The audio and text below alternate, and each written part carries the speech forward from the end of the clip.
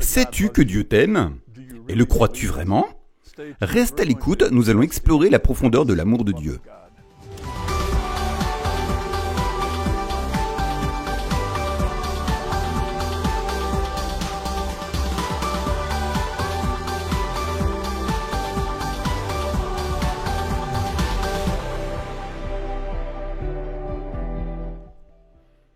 Bienvenue dans ce nouvel épisode de Vraiment Libre. Je m'appelle Barry Bennett, je suis enseignant au Charis Bible College à Woodland Park, Colorado, et j'ai l'honneur et le privilège de partager avec vous les bonnes choses de Dieu. Aujourd'hui, je veux parler de l'amour de Dieu. Quel sujet puissant, quel sujet transformateur. Je vais essayer d'en ouvrir les dimensions autant que possible dans le peu de temps que j'ai, mais nous allons regarder la profondeur de l'amour de Dieu pour toi. Crois-tu que Dieu t'aime? Peut-être que certains diraient théologiquement oui, parce que la Bible dit qu'il m'aime. Mais as-tu vraiment compris la puissance de cet amour et ce qu'il signifie et ce qu'il peut faire pour changer ta vie? Si nous pouvions comprendre l'amour de Dieu, cela transformerait tellement nos vies. Cela changerait tellement leur direction. Je veux commencer avec Jérémie 31:3. Jérémie 31:3 dit « Je t'aime d'un amour éternel. C'est pourquoi je te conserve ma bonté. » C'est tellement puissant, car ce que Dieu dit ici, ce qui est révélé, c'est que l'amour de Dieu n'est pas quelque chose qui va et vient. Il n'est pas mesuré par tes performances, tes réussites, les règles que tu suis, ou même tes péchés. Son amour ne diminue pas, non, il nous aime d'un amour éternel. Et avec bonté, il nous attire à lui. J'essaie de prendre du temps pour imaginer dans mon propre cœur à quoi ressemble l'amour de Dieu. Et en fait, je n'arrive ni au qualificatif ni au quantificateur. C'est tout simplement la nature même de Dieu, la nature de son caractère éternel, la nature de ce qu'il veut faire et de ce qu'il a toujours voulu faire depuis la création, être une bénédiction. Cet amour est sa nature même. Il dit « Je t'aime d'un amour éternel. C'est pourquoi je te conserve ma bonté. » La religion, souvent, présente un Dieu capricieux. Parfois, il est pour toi, parfois contre toi. Souvent, tu ne sais pas ce qu'il va faire.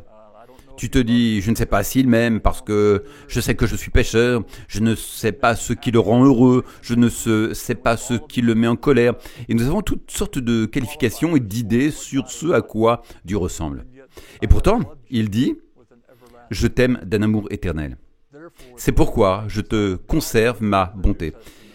Permettez-moi de passer au Nouveau Testament pour lire quelque chose de similaire. J'ajoute ici un verset en Romains 2:4.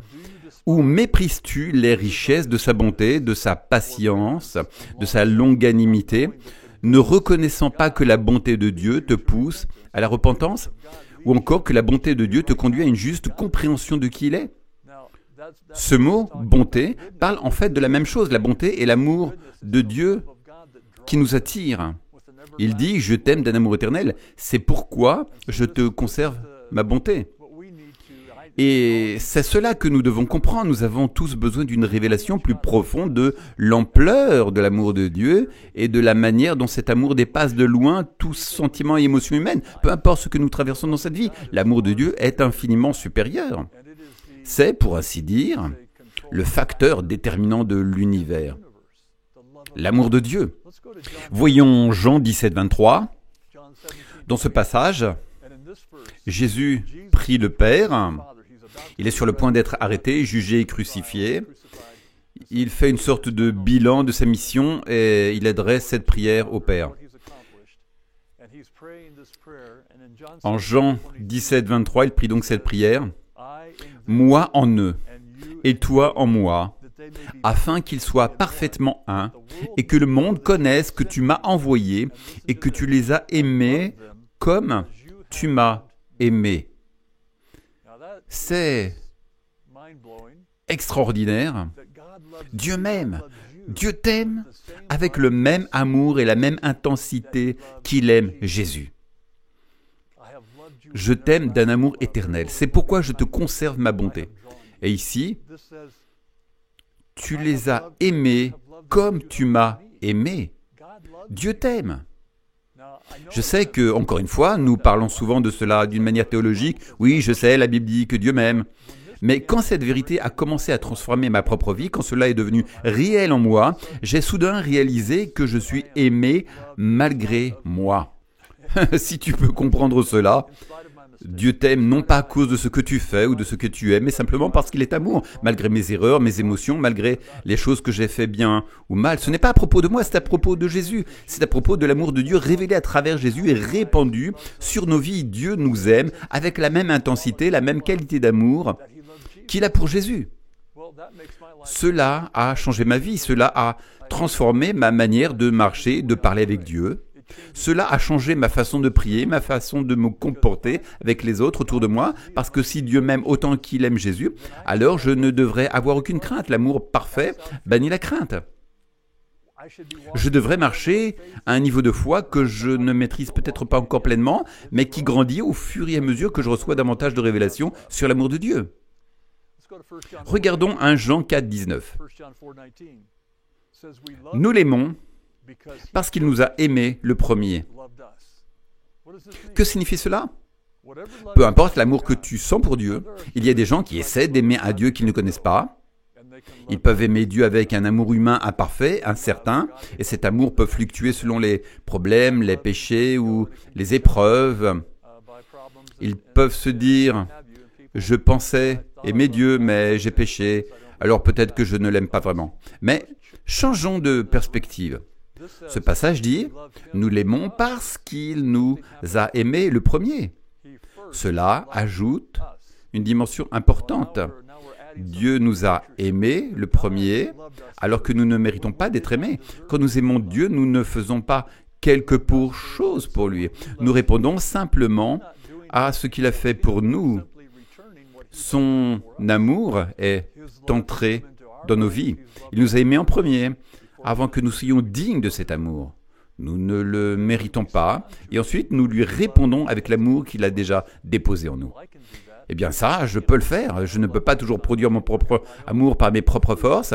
Je ne peux pas inventer mes propres fruits de Barry, mais je n'ai pas besoin de fruits de Barry. J'ai les fruits de l'esprit, et l'amour est un fruit de l'esprit. Gloire à Dieu. Maintenant, je peux marcher dans l'amour envers ceux qui m'entourent parce qu'il m'a aimé le premier. Et cet amour ne change pas, ne fluctue pas, ne diminue pas. Il ne faiblit pas lorsque je fais une erreur.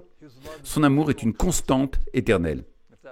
Si cela fait sens pour toi, c'est un amour qui est toujours présent, toujours oui, toujours amen. Il ne diminue jamais, pas même d'un degré. Cet amour, c'est Dieu lui-même. Son attention éternelle pour toi, sa compassion éternelle pour toi. Il t'aime à ce point. Amen. Allons donc dans Éphésiens 3. Je vais continuer à approfondir cela avec toi. C'est un message transformateur. Pour moi, comprendre à quel point Dieu m'aime et explorer les profondeurs de cet amour a bouleversé ma vie. Réaliser que oui, je peux faire des erreurs, mais je ne peux pas faire une erreur assez grande pour que Dieu cesse de m'aimer. C'est puissant. Allons dans Éphésiens 3, 14 à 19. Je vais lire plusieurs versets avec toi. Ici, Paul prie pour les croyants d'Éphèse, mais cette prière nous concerne tous. C'est pourquoi je fléchis le genou devant le Père, de qui toute famille, dans les cieux et sur la terre, tire son nom, afin qu'il vous donne, selon la richesse de sa gloire, d'être puissamment fortifié par son esprit dans l'homme intérieur, en sorte que Christ habite dans vos cœurs par la foi. Et cela conduit à la chose suivante, afin que vous soyez enracinés et fondés dans l'amour, que vous puissiez comprendre avec tous les saints quelle est la largeur, la longueur, la profondeur et la hauteur, et connaître l'amour du Christ qui surpasse toute connaissance, afin que vous soyez remplis de toute la plénitude de Dieu. Waouh, ce passage est riche, tellement riche. La prière ici est que nous pouvons comprendre l'amour de Dieu, cet amour qui dépasse toute connaissance et que nous soyons remplis de toute la plénitude de Dieu. Ce que cela signifie, c'est que plus tu connais son amour, plus tu es rempli de Dieu lui-même, parce que Dieu est amour. Et il t'a aimé d'un amour éternel. Cela peut nous faire sentir insignifiants d'une certaine manière, mais en réalité, cela nous rend profondément significatifs pour Dieu. Il nous aime. Mais voici la clé, tu ne peux pas produire cela par toi-même, dans ta nature déçue. Moi non plus, cet amour vient de Dieu, car Dieu a tant aimé le monde qu'il a donné son Fils unique. Il t'aime tellement que sa bonté te conduit à une vraie connaissance de lui, à une repentance dans la manière dont nous avons pensé au sujet de Dieu. Son amour est infini et il te transforme au fur et à mesure que tu le découvres et que tu en fais l'expérience. Et maintenant, nous essayons de comprendre un amour qui dépasse toute connaissance. Notre intelligence humaine ne peut même pas saisir cela, mais dans ton esprit, l'amour de Dieu est venu habiter. Et c'est cet amour, le même amour avec lequel il a aimé Jésus. Oh, c'est puissant, c'est tellement puissant. Pourquoi? Parce que cela brise les chaînes. Cela brise les chaînes de mes propres efforts. Cela brise les chaînes de la culpabilité. Cela brise les chaînes de vouloir mériter quelque chose de Dieu, comme si peut-être il m'aimerait davantage aujourd'hui qu'hier. Non, son amour est éternel, car lui-même est éternel. Et l'amour qu'il a pour Jésus, cet amour manifesté, il l'a pour toi. Et cet amour dépasse l'entendement, dépasse la connaissance. C'est tellement merveilleux, tellement immense que nous ne pouvons même pas commencer à comprendre la profondeur, la hauteur, la largeur de l'amour de Dieu. Voilà à quel point cet amour est extraordinaire. Romains 8, 35, il est écrit « Qui nous séparera de l'amour de Christ? La tribulation, ou l'angoisse, ou la persécution, la famine, la nudité, le péril, l'épée ?» Dans ce passage, Paul explique que la vie comporte des défis, notamment les persécutions qu'il subissait au 1er siècle. Ce n'est ni agréable ni facile, mais cela peut-il te séparer de son amour? Non, rien ne peut te séparer de son amour. Il est écrit « Qui nous séparera de l'amour de Christ ?» Une personne ne peut pas te séparer de l'amour du Christ. Une action, une circonstance, une persécution ne peuvent pas non plus vous séparer de l'amour du Christ.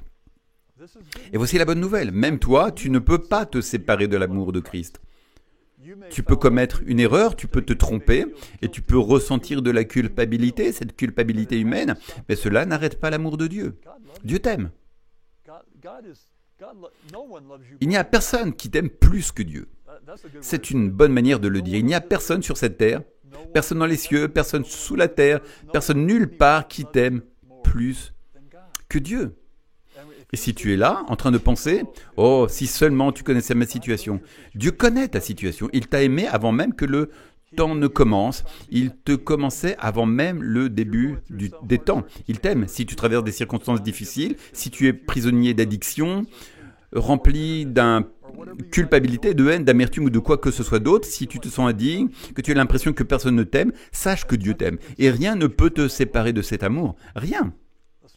Voyons Romains 8, 38, 39. Paul écrit « Car j'ai l'assurance que ni la mort, ni la vie, ni les anges, ni les dominations, ni les puissances, ni les choses présentes, ni les choses à venir, ni la hauteur, ni la profondeur, ni aucune autre créature ne pourra nous séparer de l'amour de Dieu manifesté en Jésus-Christ, notre Seigneur. » As-tu compris cela? Rien ne peut te séparer de son amour. Peu importe ce que tu as fait, peu importe ton passé, peu importe où tu te trouves en ce moment, en train de regarder ou d'écouter ce message, toutes les épreuves, les tribulations, tous les problèmes et peut-être les erreurs que tu as commises n'ont pas changé d'un iota l'amour que Dieu a pour toi. Son désir de t'attirer à lui reste intact et il te prendra tel que tu es, là, maintenant. Dieu veut que tu sois en sa présence. Il veut te remplir de lui-même, de son amour. Et il te prendra là où tu es, peu importe ce que tu fais ou ce que tu as fait. Dieu t'aime. C'est cela l'évangile. C'est la bonne nouvelle. Jésus est venu pour t'aimer. Il est venu pour mourir pour toi afin que tu sois ouvert à recevoir l'amour de Dieu et transformé par cet amour. Allons en Romains 5.5. J'espère que ce message te bénit. Il est écrit « Or l'espérance ne trompe point, parce que l'amour de Dieu est répandu dans nos cœurs par le Saint-Esprit qui nous a été donné. » Gloire à Dieu. Non seulement il t'aime, mais il déverse son amour en toi. Et j'aime ce mot, déverse. Imaginez une carafe qui verse son contenu dans un verre. Nous sommes le vase et Dieu est cette carafe qui déverse son amour en nous par le Saint-Esprit. Le même amour avec lequel il aime Jésus, sans aucune différence, est déversé en toi. Dieu est amour et il déverse son amour en toi. Que fais-tu avec tout cela? Eh bien, désormais, je peux aimer les gens, non pas avec mon amour humain, mais avec l'amour de Dieu. Désormais, je peux pardonner aux autres, non pas grâce à ma propre volonté, mais grâce à l'amour de Dieu. Maintenant, je peux être patient avec les autres, je peux, comme le dit la Bible, être persévérant envers eux, je peux faire preuve de maîtrise de moi-même avec les gens, je peux naviguer dans la vie, non pas parce que je suis devenu un super-héros, mais parce que l'amour de Dieu, Dieu lui-même, a été déversé en moi. Maintenant, j'ai accès à cet amour pour aimer les gens et traverser les défis de cette vie. Loué soit Dieu pour son amour qui a été déversé en nous par le Saint-Esprit. Voilà à quel point Dieu t'aime. Quand tu es né de nouveau, tu ne savais pas que tout cela se produisait. Moi non plus, je ne savais pas tout cela lorsque je suis né de nouveau, mais Dieu lui-même, l'amour de Dieu était déversé en moi, déversé en moi. C'est un amour éternel, il ne va pas ni ne vient, il n'est pas parti demain si tu fais une erreur. Son amour est toujours là. L'amour de Dieu est en toi. Pas seulement sur toi ou pour toi, il est en toi. Cela, pour moi, change complètement ma vie. Parce que je fais des erreurs, tout le monde fait des erreurs, je ne veux pas en faire, mais lorsque cela arrive, je sais que cela n'a pas changé l'amour de Dieu. Pour moi, pas du tout. Cela pourrait avoir changé l'amour de quelqu'un d'autre pour moi si j'ai blessé cette personne, mais cela ne change pas l'amour de Dieu pour moi. Dieu m'aime toujours d'un amour éternel. Cela me donne la force et la joie de me relever et de continuer. Amen. Ses bontés se renouvellent chaque matin. Son amour ne diminue jamais. Il est frais chaque jour. Dieu ne sommeille ni ne dort. Il est éveillé tout le temps en train de t'aimer. Il t'aime en ce moment même. Il veut te voir vivre une vie victorieuse. Il veut te libérer. Il veut te guérir. Il veut panser ton cœur brisé. Il veut guérir ton corps meurtri. Il veut que tu sois rempli de sa vie. C'est pourquoi il a déversé son amour en toi. Voilà l'Évangile. Nous ne parlons pas ici de religion, nous parlons de connaître Dieu, de connaître son amour et de laisser cet amour te transformer de l'intérieur vers l'extérieur. Amen. Et tu dois d'abord y croire pour que cela commence à agir. Tu dois croire cela, ok? Loué soit Dieu. Allons en 2 Thessaloniciens 3, verset 5. Paul prie ici, ou parle, et il dit que le Seigneur dirige vos cœurs vers l'amour de Dieu et vers la patience de Christ. Que le Seigneur dirige vos cœurs. L'amour est en nous, mais pour beaucoup de gens, leurs cœurs ne sont pas dirigés vers cet amour. Ils sont occupés à gérer le monde, mais Paul dit que le Seigneur dirige vos cœurs vers l'amour de Dieu. Pourquoi? Parce que c'est là que se trouve la vie. C'est là que se trouve la victoire. C'est là que se trouve ton avenir. Un avenir rempli de bonnes choses. En d'autres termes, dans l'esprit, avec l'amour de Dieu répandu dans ton cœur, en étant aimé d'un amour éternel, le même amour avec lequel Dieu aime Jésus. Maintenant, non, Paul dit que le Seigneur dirige vos cœurs vers cet amour. Cet amour est là. Mais ton cœur a-t-il été activé dans cet amour? T'es-tu ouvert à cet amour? L'as-tu reçu? Est-ce quelque chose que tu dis, oui, je pense comprendre, mais je ne suis pas sûr? Non, c'est une réalité. Une vérité concrète qui peut te transformer de l'intérieur. Là où tu commences à voir les gens différemment. Cela parle de patience. Combien d'entre nous avons besoin de patience avec les gens? Nous en avons tous besoin avec certaines personnes. L'amour de Dieu, c'est ce qui te conduit à cette patience. L'amour de Dieu, on pourrait continuer la liste, c'est ce qui te donne de la joie quand les circonstances ne suppriment pas la joie. L'amour de Dieu, c'est ce qui te donne la maîtrise de toi-même, alors que dans le passé, dans la chair, tu aurais perdu le contrôle, mais maintenant tu as l'amour de Dieu. Tu as l'Esprit de Dieu en toi, qui est amour. C'est là que réside la puissance. Voilà comment tu vis une vie victorieuse. Je ne vis pas par mes propres forces, je ne peux pas vivre avec mon propre amour. Mon amour humain va et vient, il dépend des actions des autres et des circonstances, mais j'ai appris à ne plus vivre ainsi. Je vis désormais dans l'amour de Dieu. Donc tu ne peux pas m'offenser. Tu pourrais dire de mauvaises paroles à mon encontre et je pourrais être touché pendant un instant, mais je ne vais pas me vexer, je vais te pardonner, je vais t'aimer. Pourquoi? Est-ce que je suis si fort? Non, ce n'est pas ça. Je m'appuie tout simplement sur l'amour de Dieu qui a été répandu dans mon cœur. Je crois en la parole et quand je crois en la parole, j'ai accès à ce qu'elle dit que je possède. Et l'amour de Dieu a été répandu dans mon corps, tout comme le tien si tu es né de nouveau. Tu ne l'as peut-être pas encore choisi, mais tu le peux. Tu peux choisir d'aimer, tu peux choisir de pardonner, tu peux choisir de bénir, tu peux choisir d'encourager, tu peux choisir de relever quelqu'un. Tu peux être cet ambassadeur de l'amour de Dieu. Amen. Allons en 1 Jean 4, versets 7 à 9. Jean dit ici, « Bien-aimés, aimons-nous les uns les autres, car l'amour vient de Dieu. Et quiconque aime est né de Dieu et connaît Dieu. Celui qui n'aime pas, payez attention ici, celui qui n'aime pas n'a pas connu Dieu, car Dieu est amour. L'amour de Dieu était manifesté envers nous en ceci que Dieu a envoyé son Fils unique dans le monde afin que nous vivions par lui. Dieu a vu notre condition humaine.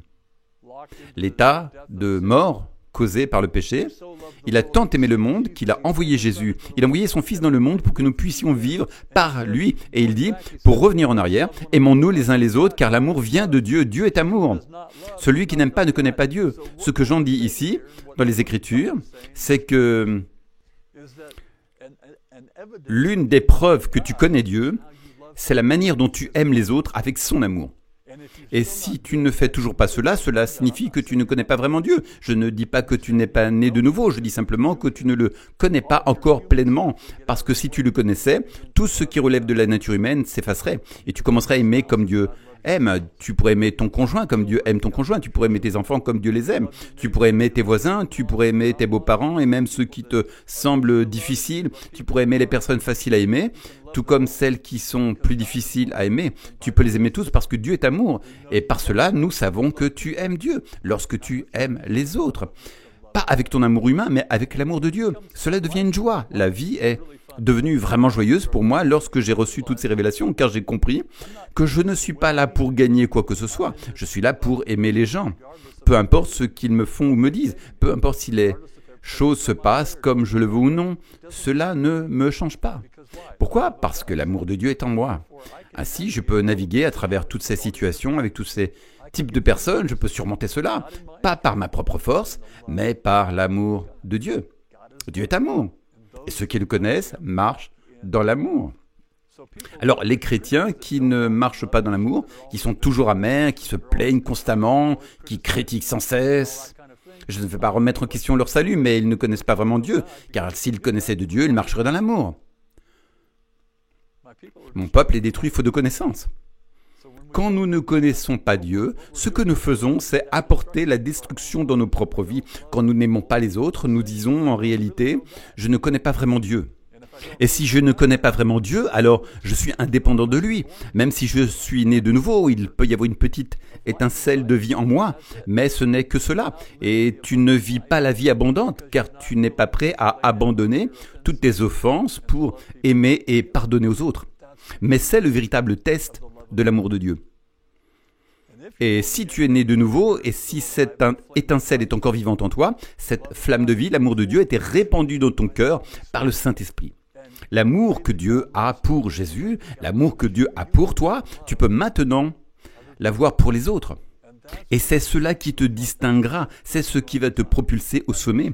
Cela fait de toi la tête et non la queue. Si tu cours partout avec l'amertume, un esprit de manque de pardon, tu es la queue, ce n'est pas une vie agréable, tu veux être la tête. Et je ne parle pas ici d'ego, je parle d'une expression de l'amour de Dieu pour ceux qui t'entourent. Tu n'as pas besoin de te mettre en colère, tu n'as pas besoin d'être offensé, tu n'as pas besoin de réagir dans la chair en criant et en insultant, tu peux marcher dans l'amour de Dieu. Maintenant, allons au célèbre passage sur l'amour, 1 Corinthiens 13. Et nous savons que Dieu est amour. Nous venons de lire cela en 1 Jean 4, au verset 8. Dieu est amour. Et maintenant, nous avons une définition en 1 Corinthiens 13. Nous allons lire les versets 4 à une partie du verset 8. Nous allons voir si Dieu est amour, à quoi l'amour de Dieu ressemble-t-il? Eh bien, lisons cela. Il est écrit, l'amour est patient. Alors, remplacez le mot amour par Dieu. Dieu est patient et bienveillant. L'amour n'est pas envieux, l'amour ne se vante pas, il ne s'enfle pas d'orgueil. Il ne fait rien de malhonnête, il ne cherche pas son intérêt, il ne s'irrite pas, il ne soupçonne pas le mal. Dieu ne pense pas de mal à ton sujet, il ne se réjouit pas de l'iniquité, mais il se réjouit de la vérité. Il excuse tout, il croit tout, il espère tout, il soutient tout. Qu'est-ce que cela décrit ? Eh bien, cela décrit l'amour. Mais si Dieu est amour, cela décrit Dieu. Cela décrit Dieu lui-même. Je vais le relire en gardant cela à l'esprit. Dieu est patient et bienveillant. Dieu n'est pas envieux. Dieu ne se vante pas, il ne s'enfle pas d'orgueil. Il ne fait rien de malhonnête. Il ne cherche pas son intérêt. Il ne s'irrite pas, il ne pense pas au mal. Il ne se réjouit pas de l'injustice. Mais il se réjouit de la vérité, il supporte tout, il te supporte, il me supporte. Il craint le meilleur à ton sujet, espère le meilleur à ton sujet, il supporte tout. L'amour de Dieu ne faillit jamais. Voilà Dieu. Voilà ce qui a été répandu dans ton cœur par le Saint-Esprit. La nature même de Dieu, le fruit de l'Esprit est le fruit de la nature de Dieu. Et l'amour est le premier mentionné dans cette liste de Galates 5, 22. L'amour de Dieu, Dieu vous aime. Peu importe la situation dans laquelle tu te trouves en ce moment, c'est la bonne nouvelle que j'ai pour toi aujourd'hui. Dieu t'aime, quoi qu'il arrive. Rien ne peut te séparer de l'amour de Dieu. Rien ne peut diminuer combien il t'aime et t'a aimé. Depuis avant le début des temps, avant même que tu ne sois né, Dieu t'a aimé, il t'a vu et il a même vu le désordre dans lequel tu pourrais être en ce moment. Et il t'aime toujours. Et c'est cet amour, car la foi agit par l'amour, c'est cet amour qui va activer ta foi, te permettre de croire en Dieu, de croire en ses promesses et de sortir du désordre dans lequel tu es. Il a dit « Je t'ai aimé d'un amour éternel ». C'est là que tout commence. Je t'ai aimé d'un amour éternel. Je veux prier avec toi maintenant pour que tu reçoives une révélation de l'amour de Dieu. Amen. Père, nous te remercions pour cette parole. Nous te remercions pour ton amour qui dépasse tout ce que l'on peut comprendre ou imaginer. Mais nous savons que tu nous aimes du même amour que celui avec lequel tu aimes Jésus. Gloire à Dieu, tu as déversé cet amour en nous et je déclare cela sur tous ceux qui regardent aujourd'hui, qu'ils reçoivent une révélation de combien tu les aimes. Et cet amour est la puissance pour briser toutes les chaînes dans lesquelles elles pourraient être liées. Cet amour, ton amour peut briser les chaînes. Ton amour peut leur donner une nouvelle vie, une nouvelle vision, un nouveau destin, un nouvel avenir. Père, nous recevons cet amour maintenant, au nom de Jésus. Amen et Amen. Gloire à Dieu.